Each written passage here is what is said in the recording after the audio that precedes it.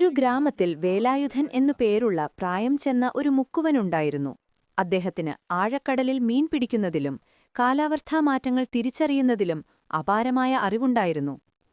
അതേ ഗ്രാമത്തിൽ ധൈര്യശാലിയായ വിനോദ് എന്നൊരു യുവമുക്കുവനുമുണ്ടായിരുന്നു. വിനോദിന് സ്വന്തം കഴിവുകളിൽ അമിതമായ ആത്മവിശ്വാസമുണ്ടായിരുന്നു. കടലിന്റെ എല്ലാ രഹസ്യങ്ങളും തനിക്കറിയാമെന്ന് അവൻ വിശ്വസിച്ചു. ഒരു ദിവസം വിനോദ് തന്റെ ചെറിയ വള്ളവുമായി ആദ്യമായി ആഴക്കടൽ മത്സ്യബന്ധനത്തിന് പുറപ്പെടാൻ തീരുമാനിച്ചു. വിനോദ് തയ്യാറെടുപ്പുകൾ നടത്തുന്നത് കണ്ട വേലായുധൻ അടുത്തുചെന്നു പറഞ്ഞു, "മോനെ, ഇന്ന് ഉച്ചയ്ക്ക് ശേഷം കാറ്റുമാറും. കടലിൽ ശക്തമായ ഒഴുക്കുണ്ടാകാൻ സാധ്യതയുണ്ട്. ഇന്നത്തെ യാത്ര ഒരൽപ്പം അപകടകരമാണ്. നിനക്കറിയാത്ത സ്ഥലങ്ങളിലേക്ക് പോകരുത്." വിനോദ് പുച്ഛത്തോടെ ചിരിച്ചു. "വേലായുധ, നിങ്ങളുടെ പഴയകാലത്തെ അനുഭവം എനിക്കറിയാം. പക്ഷേ എന്റെ പക്കൽ ഏറ്റവും പുതിയ മാപ്പുകളും വേഗതയേറിയ വള്ളവുമുണ്ട്. എനിക്ക് ആരുടെയും ഉപദേശം ആവശ്യമില്ല. ഞാൻ വേഗം പോയി വൈകുന്നേരത്തിന് മുൻപ് തിരിച്ചെത്തും." വിനോദ് വേലായുധന്റെ ഉപദേശം കേൾക്കാതെ ധൃതിയിൽ കടലിലേക്ക് പോയി. തുടക്കത്തിൽ വിനോദിന് നന്നായി മീൻ കിട്ടി. പക്ഷെ ഉച്ചകഴിഞ്ഞ് വേലായുധൻ പ്രവചിച്ചതുപോലെ പെട്ടെന്ന് കാലാവസ്ഥ മാറി. ആകാശം കറുക്കുകയും ശക്തമായ കാറ്റടിക്കുകയും ചെയ്തു. വിനോദിന്റെ വഞ്ചി നിയന്ത്രണം വിട്ടൊഴുകി.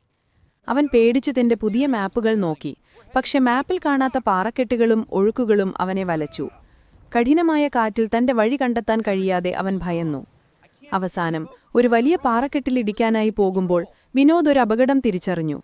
ആ നിമിഷം അവന്റെ മനസ്സിലേക്ക് വേലായുധന്റെ വാക്കുകൾ ഓടിയെത്തി. അവൻ ധൈര്യം സംഭരിച്ച് ഏറ്റവും അടുത്തുള്ള തീരദേശ റേഡിയോ വഴി വേലായുധനെ ബന്ധപ്പെടാൻ ശ്രമിച്ചു.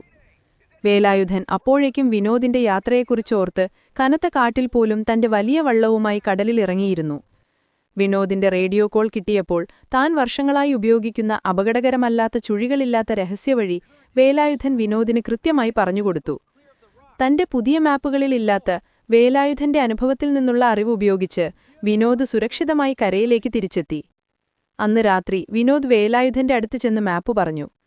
വേലായുധൻ സ്നേഹത്തോടെ അവനെ ചേർത്തു പിടിച്ചു പറഞ്ഞു, "മോനെ, പുതിയ അറിവ് നല്ലതാണ്. പക്ഷേ അനുഭവസമ്പത്തിനെ ബഹുമാനിക്കണം. അതുപോലെ എന്തറിയാത്ത കാര്യമാണെങ്കിലും സഹായം ചോദിക്കാൻ മടിക്കരുത്. അതാണ് യഥാർത്ഥ ധൈര്യം."